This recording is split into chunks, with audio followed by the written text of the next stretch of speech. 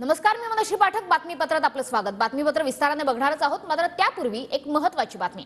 मोदींनी कोणतं कुटुंब सांभाळलंय? शरद पवारांनी मोदींवर हा पलटवार केलाय. जो कुटुंब सांभाळू शकला नाही तो महाराष्ट्र काय सांभाळणार? मोदींनी TV9च्या महामुलाखतीत हे वक्तव्य केलं होतं.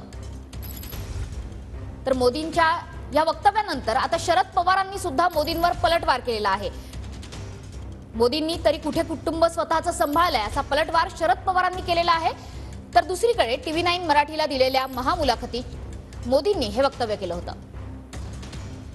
जहां तक शरद राव का मामला है, ये पॉलिटिकल प्रॉब्लम ही नहीं है जी। वो कितना ही इसको पॉलिटिकल प्रॉब्लम बनाए, महाराष्ट्र की जनता के गले कैसे उतरेगा? ये प्योरली उनका फैमिली प्रॉब्लम है जी। घर का झगड़ा है कि विरासत काम करने वाले भतीजे को है कि विरासत बेटी है तो बेटी को दे, झगड़ा उसका है जी।